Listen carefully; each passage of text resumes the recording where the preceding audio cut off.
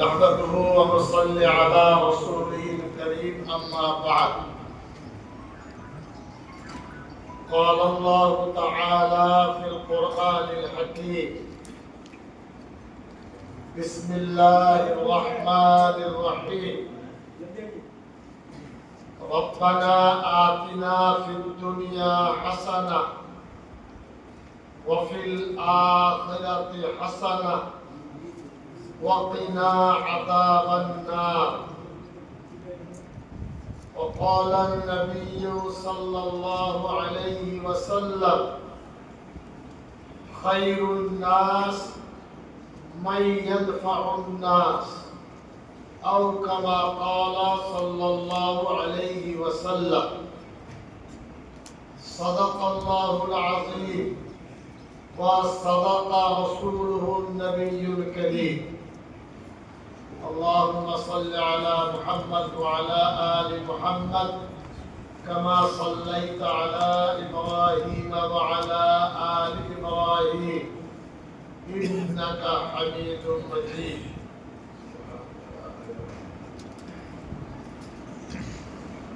আজকে আমরা করজগ্রাম জামিয়া মসজিদে হুসাইনিতে বসেছি।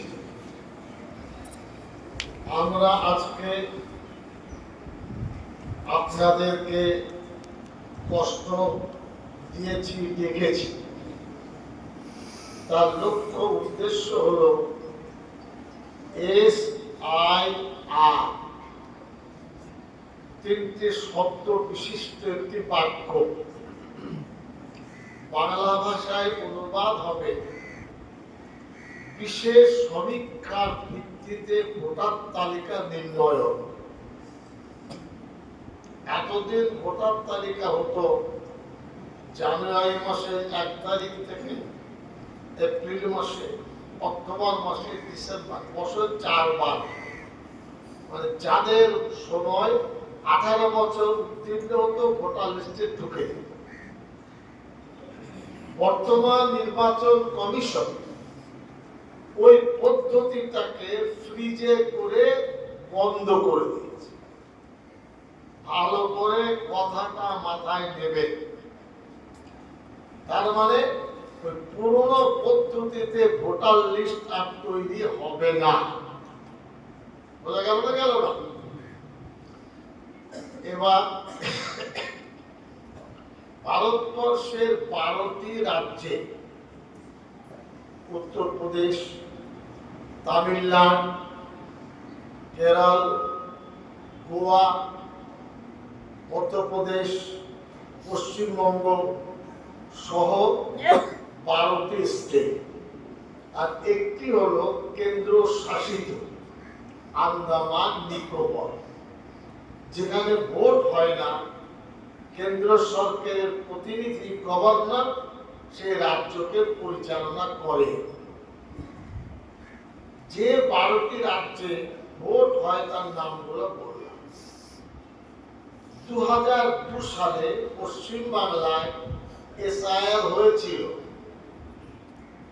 তখন কি অবস্থা ছিল বাম জামানায়, যে ব্যাখ্যা দিয়ে এখন লাভ নেই। নির্বাচন কমিশনকে নির্বাচন কমিশন হলো স্বয়ং সম্পূর্ণ স্বশাসিত সংস্থা। আবার আমি বলার চেষ্টা করছি, স্বয়ং সম্পূর্ণ স্বশাসিত। কেন্দ্র সরকার, রাজ্য সরকার এখানে হস্তক্ষেপ পারবে না করতে। যতক্ষণ চেয়ারে বসে যাবে এর গায়ে হাত দেওয়া যাবে না।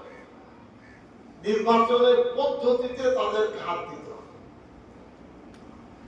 কিন্তু যাকে ইংরেজিতে অটোনমাস বলে, নির্বাচন কে করে, মনোনয়ন কে দেয়, ভারতবর্ষের প্রধানমন্ত্রীর হাত ধরে মন্ত্রিসভার অনুমোদন, রাষ্ট্রপতির স্বাক্ষর, এটা হয়ে গেলে নির্বাচন কমিশন হয়ে গেল। বিরোধীদের পরামর্শ দেওয়ার অধিকার আছে, বদলাবার অধিকার নেই। বুঝতে পারলেন? পরামর্শ বিরোধীরা দেবে, ফাইনাল কে করবে? দিল্লিতে যারা সরকারে আছে তারা সিদ্ধান্ত নেবে। নির্বাচন কমিশন মাঝখানে তিনটে পদ, চিফ ইলেকশন অফিসার, নির্বাচন কমিশন, তিনি সারা ভারতবর্ষে যেখানে ভোট হয় তার হাতে খাতা কলম, কোথায় কবে ভোট হবে, কবে নমিনেশন হবে, কবে উজ্জ্বল হবে, কবে ভোটার লিস্ট আউট হবে, সব তার। আমরা যতটুকু জেনেছি, বর্তমান যে নির্বাচন কমিশন আছে তিনি আরএসএস এর কাছে লেখাপড়া শিখেছেন, কিন্তু আমাদের করার কিছু নেই। কেন নেই? ড্রাইভিং এর জায়গায় বসে গেছে, আপনার মন চায় আর না চায় ওখানে বসে আপনাকে গন্তব্যস্থানে যেতে হবে, আমাদের অধিকার নেই। এবার গত 27 তারিখে অক্টোবরে ঘোষণা করেছে যে 12টি রাজ্যে এসআইআর হবে।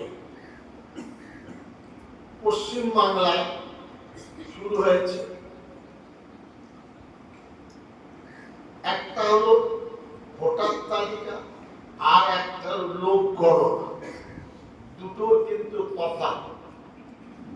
লোক গণনাকে জনগণনাকে বলে সেন্সাস, উর্দুতে বলে মরদুম শুমারি, এটা আলাদা।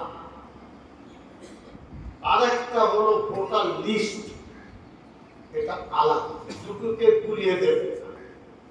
ভোটার লিস্ট নাগরিকত্বের জন্য একটা প্রমাণ হবে, কিন্তু নাগরিকত্ব দেওয়ার অধিকার নির্বাচন কমিশনের নেই। কে ভোট দিয়ে সরকার গঠন করবে সেটুকু বলবে, কে নাগরিক কে নাগরিক নয় এটা নির্বাচন কমিশনের হাতে। এটা কে করবে? এটা ভারতবর্ষের স্বরাষ্ট্র বিভাগ, প্রতিরক্ষা মন্ত্রী অমিত শাহ যার মন্ত্রী, এটা তার দপ্তর। আমি প্রথমে লোক গণনার কথাটা বিশ্লেষণ করে দিই যাতে বুঝতে পারে। সম্ভবত 1870 সালে ব্রিটিশ রাজে তারা ঠিক করলেন ভারতের লোক গণনা হবে।